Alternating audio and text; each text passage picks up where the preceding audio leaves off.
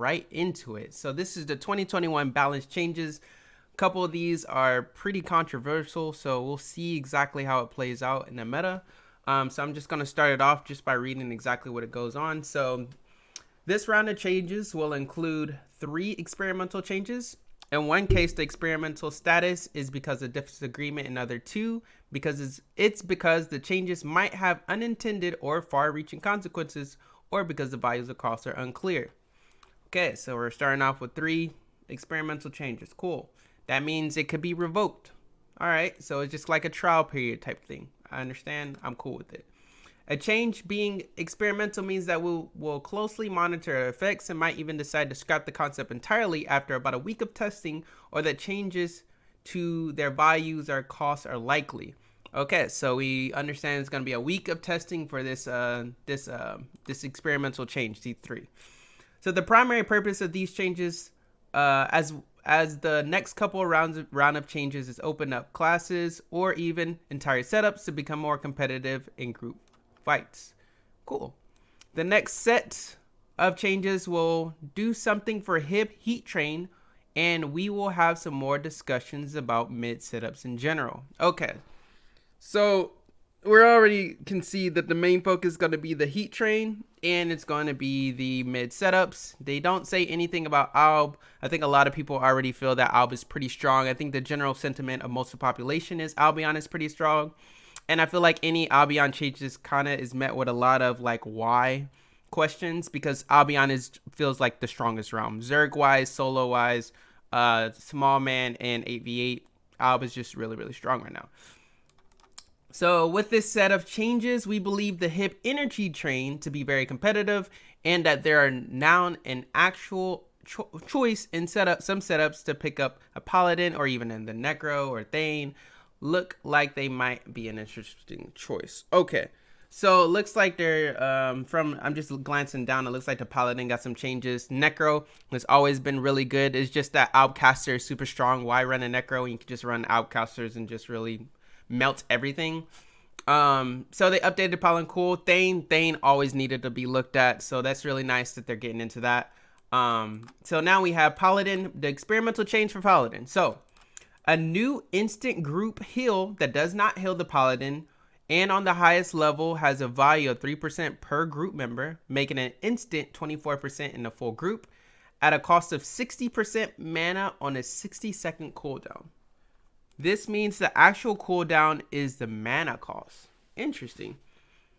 So every minute you could technically spam this if you had enough like Serenity or something like that. I don't know if you go high into Serenity just so you can get this over and over and over, but they definitely need Palm just to get their stuff up. And also you can use a pot, 2 pots, but it has that 60-second cooldown. But 24% is pretty significant, so that's really nice to have another insta in that tank train. So definitely something that they could any group would want. So it's very, very good value. Also, it doesn't affect the solo small man too much because it's only 3% per group member, and it's not for the Paladin himself. I respect it. Cool. I feel like Paladins are, with dashing defense, they recently got that. I feel like they're already pretty strong. But this gives them a little bit more edge to be putting into more setups. Would you take, I think hybrid setups value the Paladin the most. You definitely can still run them in a tanker really, really well. In a caster group, you're probably going to run an Armsman or something like that, or a Merc. But a Paladin could be slotted in there, no problem, and they'll still be competitive. Not like it won't be competitive. For sure it will be competitive. With this change, I don't think there should be any more stuff to be added, but we'll see. Because honestly, that's an instant, so that's like 24% is pretty significant. Plus they're getting, looks like they're getting something else.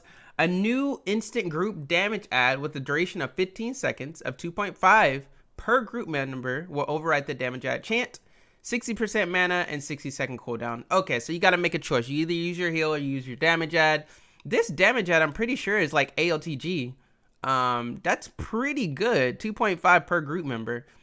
That's a big RA. So technically, if you take a Paladin in the group, you have a lot more. Just from RR1, you're getting a lot more value out of the Paladin.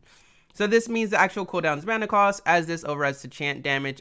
This effectively adds 12.5 damage add when in a full group. So AOTG kind of, I guess it could be like seen in that same esque.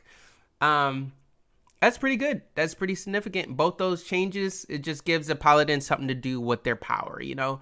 So I respect it. I don't know if it's necessary, but this changes in. It's experimental, so we'll see how it goes. If they're too strong, they'll probably mess with the values. If they're too weak, they'll probably mess with the values, or even take it away. So we just got to see Paladins in groups and see if Paladins get in the groups. But me personally, I feel like they're already strong. You can run them, or you don't have to run them. It's up to you. But the character is strong itself. I don't know if it needs anything more. In both cases, the mana cost is very subject to change. It might even become 60% max mana or more. The intent is to make Paladin choose which spell to use, as well to create a new synergy between Paladin and Necro. Okay. So it's like you want the damage add plus the Necro debuff, so you're really going to be smacking people really, really hard. Okay. I get it. They want the Necro and Paladin to be like synonymous in their synergy to be really good. Okay, I get it. Cool. I'm not too mad at it. I feel like Paladin is already pretty strong, but this adding something new, it's okay.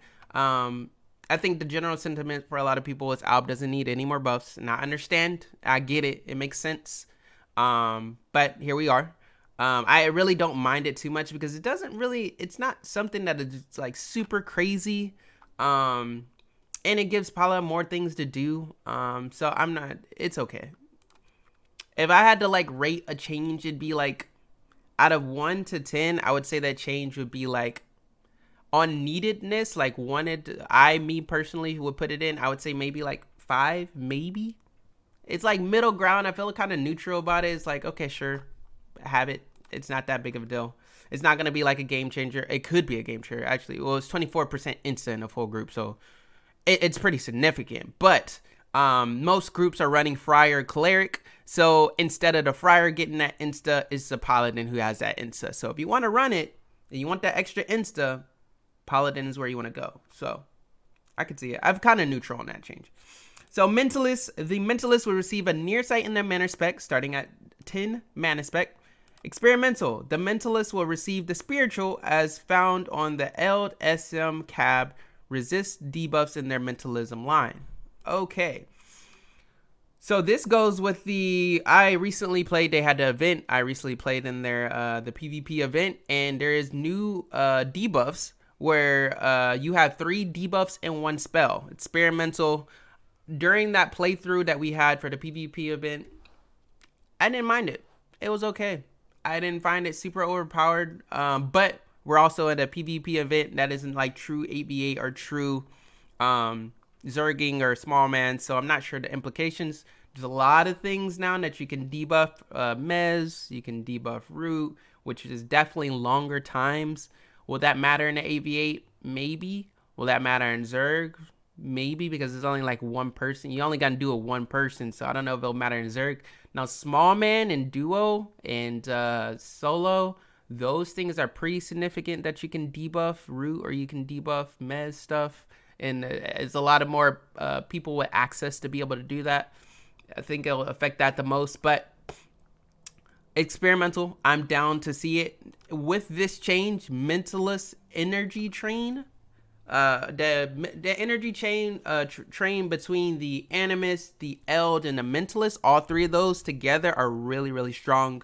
Because it debuffs, Spiritual is like energy, body, and energy, body, and spirit, I'd assume, something like that. But energy, body, I think it's spirit. It must be spirit or something like that. I don't know. But I know it debuffs for those 3, and I know the Animus bombers are debuffed, and then the Eld baseline nukes and also the Mentalist baseline nukes are both debuffed. So you have the Animus bombers, which are like the highest delve bombers in the whole game. So that's really, really strong. So Animus has a place in the group. The Mentalist has a place in that group. The Eld has a place in that group. The only issue is the Chanter really doesn't have a place in the energy train. And I feel like with this new change, casters were already like in the dirt. No one plays really a lot of casters. But the energy train could be played, but that leaves Chanter out completely. So it's something that they're definitely going to have to work on and figure out what are we doing for the Chanter, what are we doing for the Heat Train. Some people might have the opinion that the Chanter is okay as is. I respectfully disagree. I feel like Chanters still need some help, especially if we're running Energy Train, because what exactly does the Enchanter bring to the Energy Train? You have a Underhill Companion, which is mezzable and dies in like 3 hits. And then you have the debuffs, only combat speed debuffs. That's it. And then you just have baseline nukes. Why not just put another Eld with Icar or anything like that? There's a lot of other classes that can fill that role and have a lot more support for the group. So I'm worried about Chanter. Hopefully it's something that they're working on. It looks like up here they were talking about the Heat Train is the next thing talking about in the mid setup. So it's something that they'll, I guess, fix later. Berserker is the next change. Berserker will receive OF charge like Mercs and Blade Master. Sure. I'm pretty sure they had it before, but they just never had it here or something like that. I guess people forgot. But they have it. Cool. And OF charge is pretty much you just don't use Endo.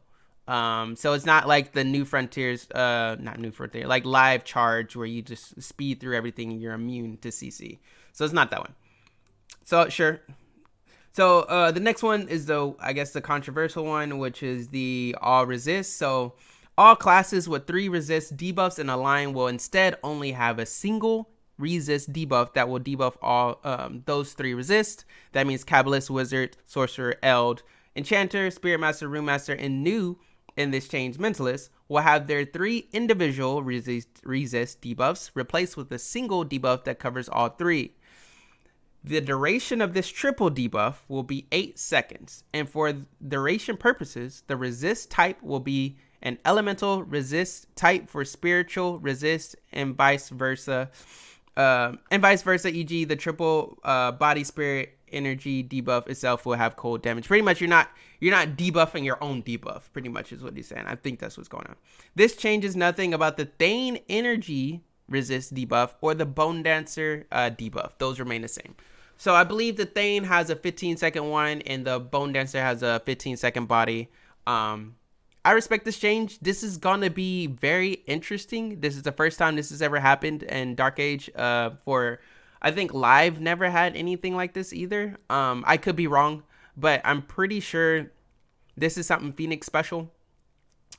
I am like, I can't exactly make an opinion on this until I actually play it. Whenever I did play it in the PvP event, I didn't really mind it too much. I didn't really see it significant, but that's not really a good way to gauge things from the PvP event. Everyone's 1 to 50 untipped, so everything is strong, right? So for this specific change, I'm not sure how I feel. On that scale 1 to 10, I'm kind of like a 4. Whereas, like, it's neutral, but also this is something that can really change some things with Alb. I'm not a fan of trying to, like, make Alb any more stronger. Me personally, I feel like Alb setups are already very strong, and most of their setups are pretty competitive regardless. Their weakest setups can compete with some of the strongest setups, I feel like, and still have some, like, significant wins throughout the day. The only thing I'm kind of worried about for the Alb setup, clerics are spirit, and that means they can join in on the assist train. But you know, Hib Tankers is kind of dealing with that pretty well just by going up and slapping them, and you can't do any damage if you're getting hit, right? So it's still a hard like comp to pull off, but that's something that I'm kind of like curious about is like the clerics getting in on the energy train. Anything debuffed, whether it's like you're small, like it's significant. If you're debuffing something 40%, I don't care if your delve for the cleric is 120 or whatever for that delve is, it's still a significant amount of damage. That means you're going to be doing like 150 to 200 damage per spell with the cleric. So that's pretty significant. That's like Thane damage unbuffed or something like that. Something like, yeah, I'm pretty sure Thane damage is around there. But yeah, so I'm not sure exactly how I feel about it. I'm in an avenue that, hey, if it's buffing Albs, I'm not with it, but I could be wrong. And this could open up a lot of things. I know for sure it opens up a lot of different setups for every other realm. So it opens up a lot of things for mid in particular. It opens up a lot of things for Hib. And a lot of classes can get more involved. And I'm all for that for sure. So is it kind of like a necessary evil kind of deal in my perspective? Sure. And I'm not mad at it. I like it. I like innovation. I like change. So for now, I'm still a 4, and I'm not sure about it because it buffs out like I said earlier. But I am ready to be proven wrong. So let's do it. I'm gonna mess with my Mentalist. I'm gonna play a couple different setups, see exactly how it goes on Hib. I'm gonna play on Alb, see how the difference is on Alb, see if they got stronger because of it, weaker because of it, and then we'll definitely see some new comps come in. So that's really awesome, changing up the meta and new comps coming in. And it's purely because you have 3 different resists. You know, like a lot of people have access to be able to be on that assist train now. So I like that change. So I like that change in particular, where a lot more comps can be in. So we'll see how it works. I'm not sure how it will work, but so this last bit, this change had disagreement largely on account of how it changes certain playstyles, not necessarily because of balance implications. The primary intended beneficiaries for this change are the Light Eld on the Hib train and the Arb Animus on the Hib energy train, and the Thane and the mid caster groups. So 100% these changes significantly improve quality of life for the Light Eld, for the Arb Animus, and Thane. 100%. No one can disagree with that. You have the 3 resists, and that makes them fit into a group. Once this change happens, 100% they can fit in a group. So the Thanes who are like making their temp ready for the 8-man, who's been sitting for a year now, doing nothing, your time to shine, for sure.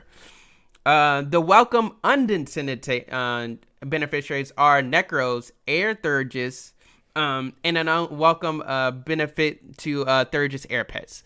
So you could see some really good... Thurgis are one of the strongest characters in the game, 100%. Will you see some comps with 3 Thurgis? Maybe, probably. It definitely could happen. 3 Thurgis is very significant. Thurgis, we've already seen comps where it's like 3-4 Thurgis and a Necromancer, and you will die to Earth Pets, period. You will just die to Earth Pets and them spamming it on you, because how strong that duo is. We all know Thurgis are very, very strong, and if it is benefiting them in a significant way, that's something that we definitely have to look at and make sure we keep tame. But currently, in the current meta, right now, you could run 3 Thurgis and be competitive. Purely because the Necro debuff is insane with Earth Thurgs. But you don't see it that often. Why run that when you can just run Outcaster? You know, it's kind of gimmicky, so I could see how like people were like, nah, you can't do that. Like, Stunning, what are you talking about? Like, you cannot run it. You can do it. So the implication for debuff CC are not only acknowledged, but very welcome. One argument against this change was that it would dumb down things. The primary argument against this would be, it would make debuff CC more common and expected. So that's what I was talking about earlier. When you can debuff your own CC, that means CC will last longer. So we're not sure of the implications of that yet. Being able to debuff Mez, debuff Root, there's a lot of things that could debuff and then do that action. So we're not sure if like maybe you got to adjust it a bit. Once again, these are experimental changes, so like I can understand like, hey, let's see how it works. Am I particularly scared of debuff CC? A little bit. I'm not sure how it will affect 8-man, which is what I play mostly. I think it will affect 8-man the most. No, actually, I think it will affect small man the most likely. 8-man, you can still kind of get away with Zerg. You don't even have to really worry about it. Debuff CC, like you're in a Zerg, there's so many people around you, it's not going to affect it too much. But the small man and the solo, it definitely will affect.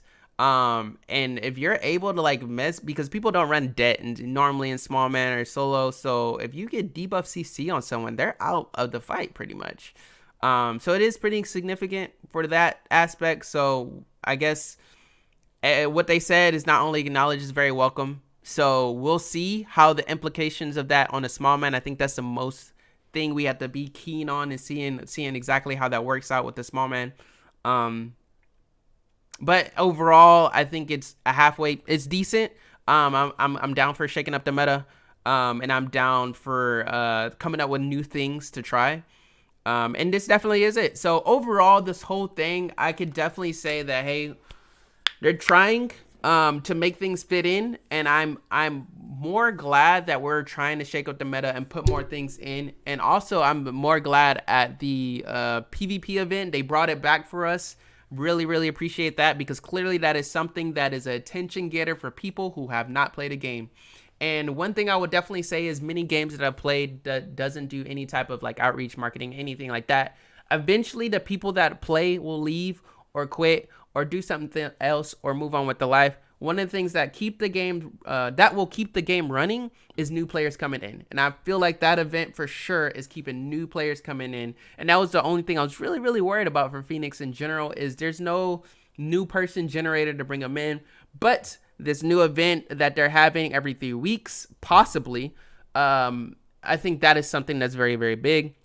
And it definitely, for anyone that hears from the game, word of mouth wise, it's a great time to join in on the fun and get on it. And also, one of the things that I'm seeing that is very new is you see a lot of new streamers playing the game. And one thing I'll definitely let you know is Twitch in itself might not be like a moving marketing, like your main go-to for a lot of like marketing and stuff like that, but people see streams, and you only need over maybe like 200 people to be pretty high up on the Twitch categories. So whenever you scroll through Twitch, you like, that's like 2 scrolls down and you can see Dark Age of Camelot. That's pretty significant. So I'm all for it. All the new streamers, welcome. Really appreciate you guys. Hopefully we have more content creators for Dark Age of Camelot, because just like Age of Empires, that's really old game. That game got super popular purely from someone starting it up and having tournaments and doing those things. They did it for years, and then they eventually caught credit through Twitch. People seen them on Twitch. Now their tournaments are coming out like up to 9,000 people, 8,000 people. There's a lot of people who show up. So, but yeah, I really appreciate the effort that went into the patch changes. So you guys let me know what you guys think, and I'll see you guys next time. Peace.